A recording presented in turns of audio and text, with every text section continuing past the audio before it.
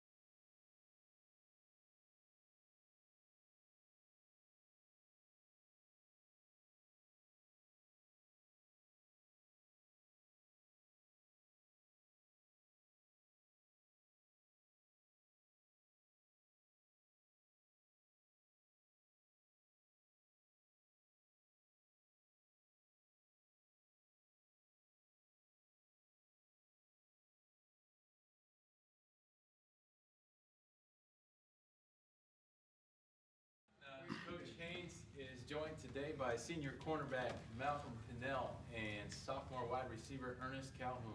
Coach? Again, coming off another tough loss against a tough opponent, Virginia. Guys battled hard, had great effort, in the first half. We turned the ball over in the first half, but our defense did a good job of getting a couple back for us to keep us in it. Had a chance to put some points on the board to make it a little bit closer going into the halftime, but it didn't happen. Their guy made a great play. And then we just couldn't overcome the turnovers in the second half and kind of got a little bit worn down. But a lot of good efforts, a lot of good things. Probably our best, you take away the sack yardage and probably our best game at running the football, which we did a good job at. Again, when it gets a couple scores up, it's tough to stick with it, to try to get back into the game. But very pleased with what, the next coming weeks and future holds with that, because we're doing a better job with that. And that's kind of what we went into this game, making sure that we did,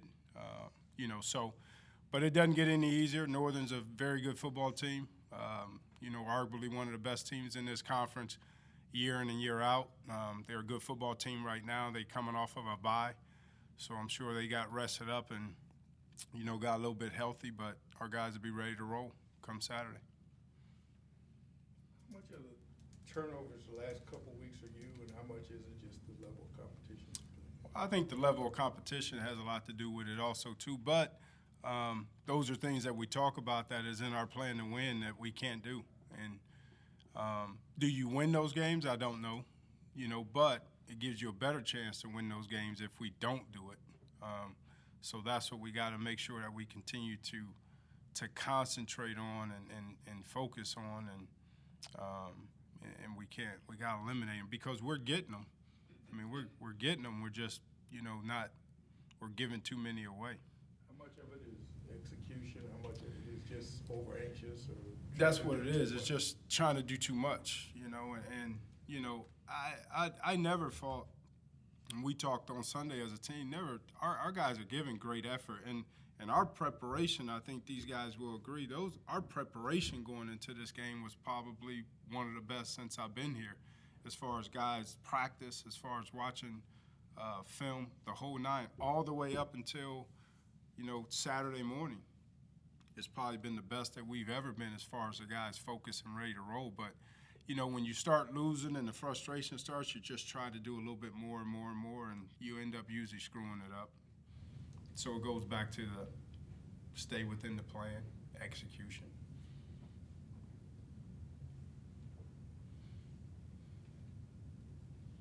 I don't know if this is a fair question or not, but I'm just curious with the way you ended that. Going away from the game plan, meaning one play is called, but Colin or the quarterback will try to do something different just because he thinks he sees something? No, just to sit there and say that it's okay to punt. Just don't take a negative play. Throw the ball in the third row.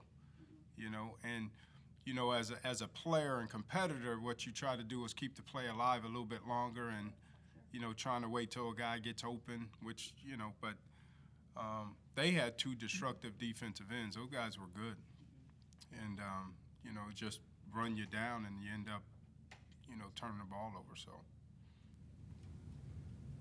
Speaking of which, your defense, you mentioned it this morning on the teleconference, depth starting to show show up. That hadn't been the case in the past. Where'd you kind of lose some of that? I maybe in the back end a little bit, but I thought up front on the line and even at linebacker you had started developing the depth that you wanted. Well, when Strick got hurt, and hopefully we should have Strick back this week, so we'll be in better shape, at the linebacker, spot. Up front, of course, when you lose Fairchild, that hurt us with our depth at nose, and now you got two true freshmen, at the two nose spot starting, and backing up. And then really a couple other guys just got to play a little bit better for us, So we're just kind of getting worn down as the game goes on, to where we need some other guys to be able to step in there, give those guys a spell.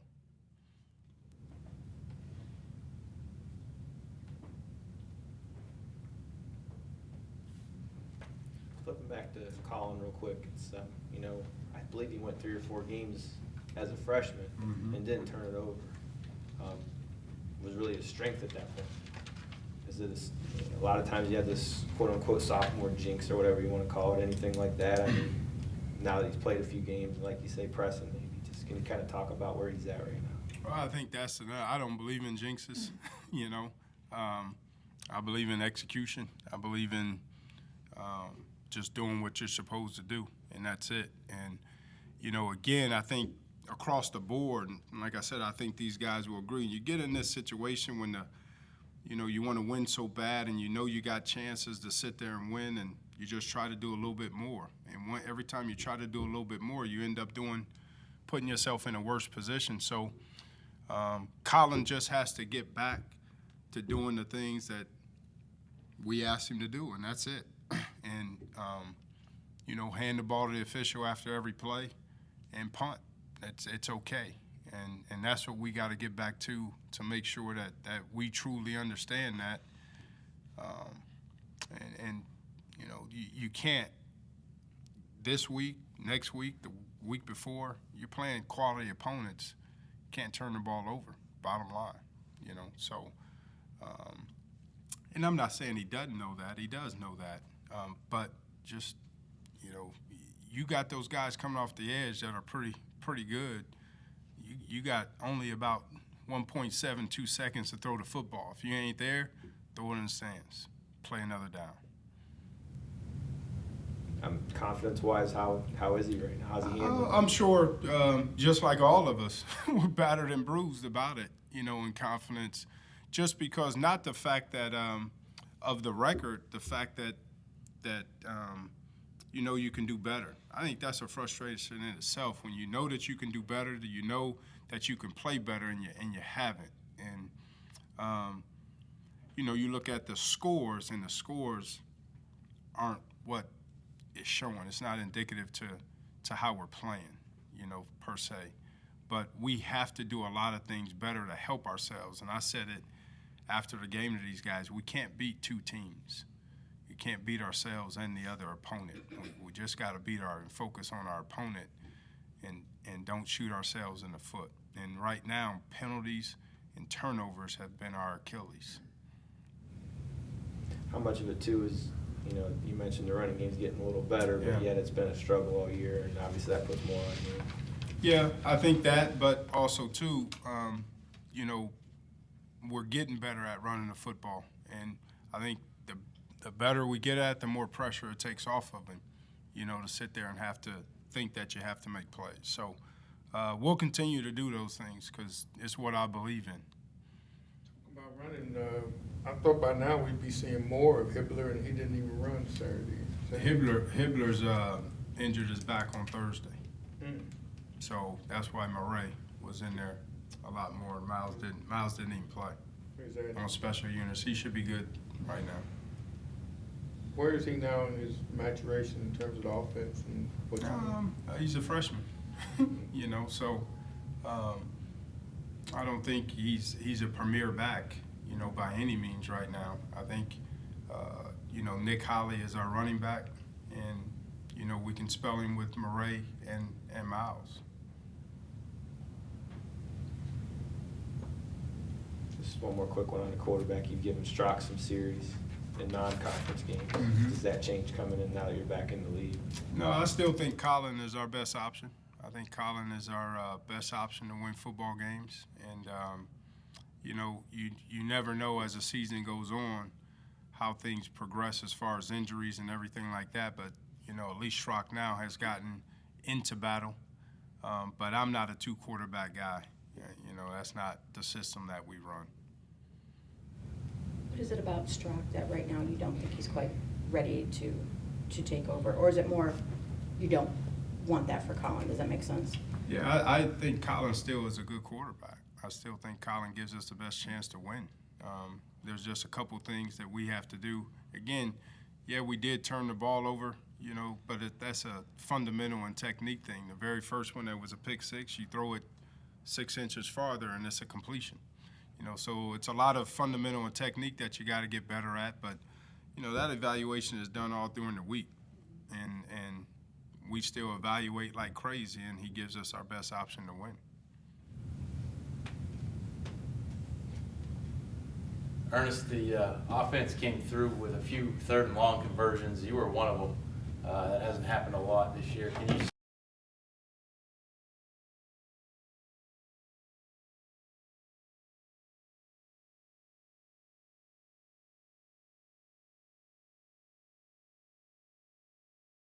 things will work for you, like converting on third down.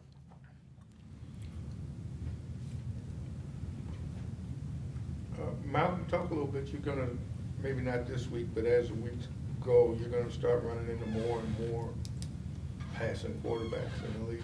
Right. Just kind of prepping for that and getting ready for, conference play. I mean, that's been conference play actually the last 3 or 4 years, guys, just throwing it all over the place.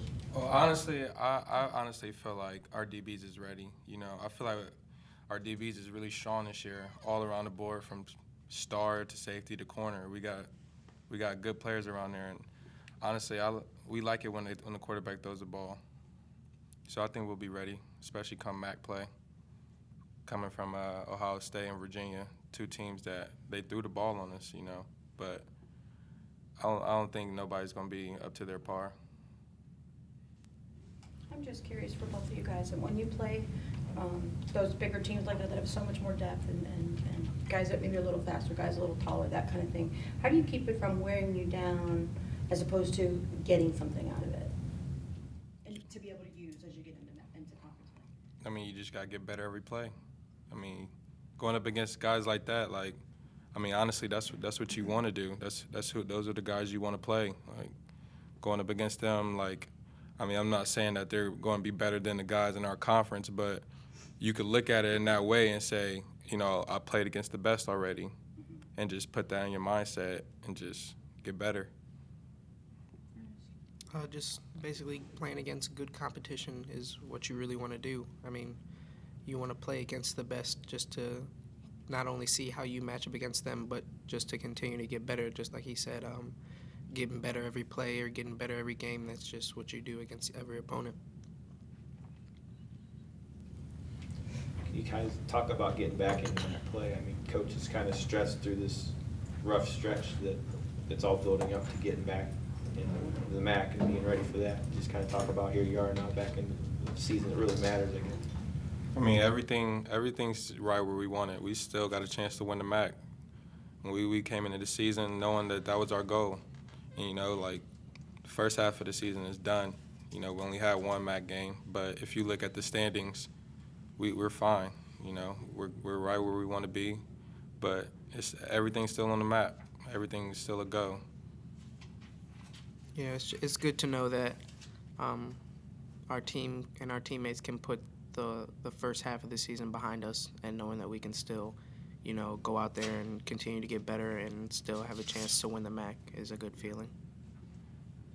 And obviously, no one's really going to give you much of a chance coming into this game in particular because of who you're playing. Yeah. Well, being the underdog is always funner. I always like to be, nobody expects anything from you, so that gives you the reason to go out there and give it your best, to give it your all, because nobody thinks you're worth anything almost. I mean, I just feel like we're gonna win. I mean, it's NIU. Everybody hypes NIU, talks about NIU, but I mean, you look at it. The game last year, we was in the game last year. Just small mistakes. I mean, they're just mental mistakes that we just gotta eliminate. That's it. But I know we play the way we can play, eliminate the mistakes, continue to get turnovers. We're gonna beat them. Do you ever feel extra pressure on the defense when the offense isn't quite clicking yet? This is years back, even before you got here, but when the offense would struggle, the defense always really had to kind of come through. Do you guys feel that as a pressure at all? I mean, we don't really feel like it as a pressure, but I will say as a defense, we do need to start not focusing on more on the offense and just worrying about the defense, because we could put the blame on the offense as much as we want, but if they don't score, they don't win. And that goes back to us.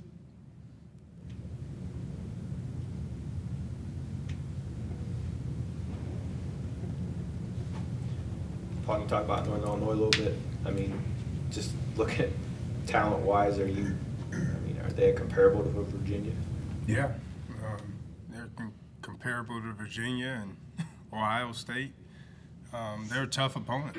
I think they're very good, and it's been proven year in and year out. That's why they're talked about so much. I think their coach does a great job. They're very well coached.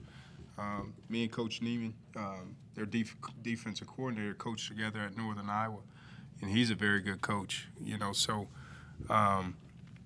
it's a tough opponent. I mean, very tough opponent, and we have to play well. We got to be ready for a physical game. They're a physical style type of offense and defense. They have a lot of experience. I know everyone talks about the guys that have left, but they got a lot of guys came back that are very good players also too. So it's going to be a tough environment, tough place, tough football team. So like these guys said, that's why you come here. To sit there and have great competition week in and week out, and we know we're going to have great competition week in and week out. So by any means will we use anything as an excuse. We got to go execute and play. And if we do those things, you'll have a chance to sit there and win. If you don't, then you won't. They ran the ball really well against you last year. Yeah. Same tailback back, Yeah. same guys actually, offensive line. When you look at it, is there something you see there, hey, we can do X better? Or is it just a matter of strapping up? Yeah, I think, and again, they've kind of gone through a quarterback kind of monopoly a little bit with the three guys, but I think the dynamics of them last year were a little bit different when you're talking about Jordan Lynch, and you have to really do a good job on him, and that's why I think they ran the ball so well on us last year, just because you're overcompensating for him, and they ran in between the tackles, very well. So I think that was a huge part of their success against us running the football. But we know that we have to stop the run against them. I mean, I do a lot as far as charting and drawing and everything, and they've had 162 passes, and 30 of them are 10 yards or more, and most of them are screens and under 5 yards and things like that to get the ball out, quick and they do a lot of, kind of window dressing with motions and everything. But, those are the things that we got to make sure that we do a little bit better job on of just gap control. That's what we didn't do last year, is gap control, and we got to make sure that we do it this year.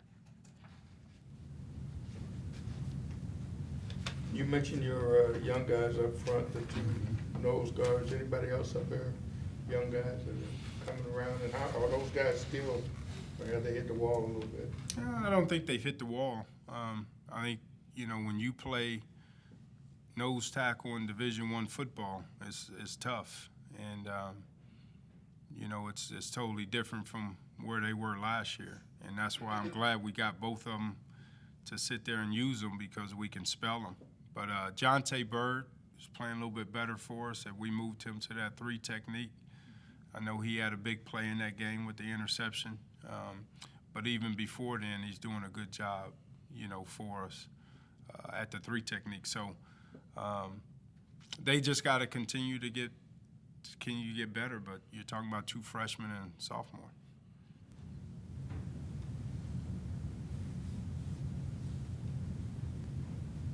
Their defense was kind of an afterthought with Lynch, and now it seems like they're playing really well defensively. Yeah.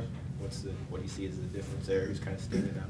They do a lot of good things up front, a lot of movement up front, which causes a ton of problems, on the offensive line as far as, run blocking and also pass protection. And they're just active. They're not very big. I mean, they're not a huge, front, but they're super active, and they cause a lot of problems with their movement, So, like I said, like you just said, that the focus was really on the guys that they lost. But there's a lot of good ones that came back that have really bought into their system, and their system is physical. They're going to play physical brand of football and an attacking brand of football, and that's what we got to be ready for.